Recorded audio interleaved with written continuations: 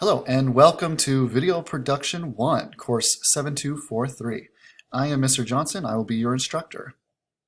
A little bit about me. I grew up in Kansas. I went to California on a soccer scholarship, graduated as a film major, and I worked in the film industry. So you're just not learning from someone who just happens to like movies. I've actually done it and was trained professionally.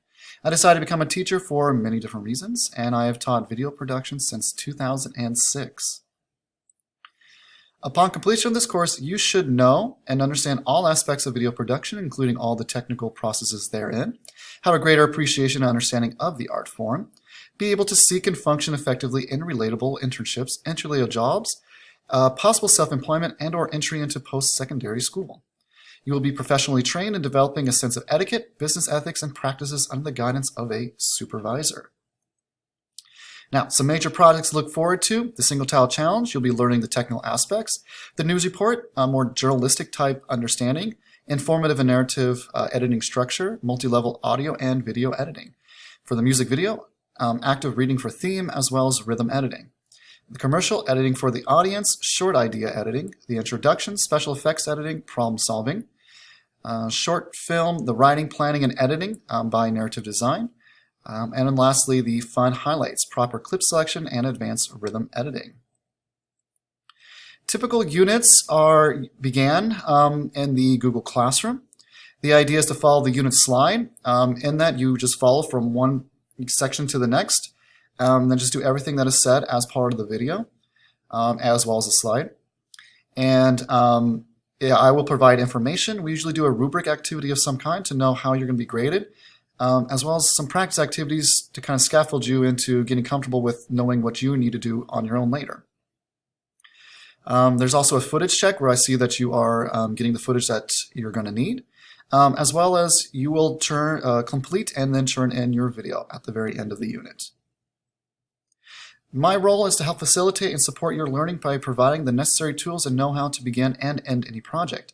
I'll be providing feedback so you can improve your learning. And then I'll help you if you need it. This may include any nuance that you may be missing. But what I need you to do is that contact me as soon as you need help. Don't wait till the last minute to ask for help, because it may be too late by that time. And the idea is to take on your own learning. Creativity comes from someone who can, kind of a go-getter, someone who does it on their own, who aspires, takes risks, doing your best. All these things will help you to be creative. And so I need your help to be able to do that. And very importantly, don't miss due dates.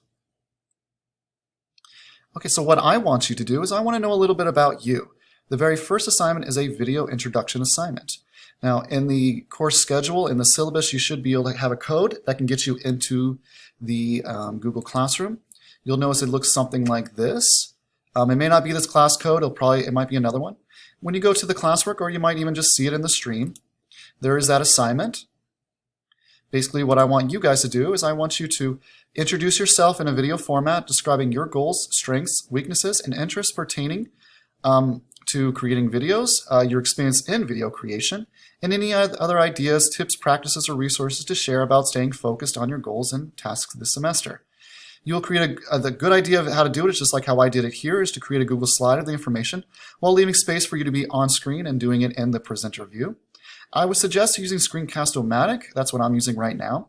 The Screencastify and Loom could also be used, but I prefer that you be on screen in some way. There are some video tutorials on the sites, as well as YouTube, if you need extra help with that. When the video is done, quite simply, download it to your device, upload to Google Drive, like we're going to do with all our assignments, because the assignment at the very end, you're going to need to get your stuff from there. Add into this assignment's churn-in area, and then churn it in.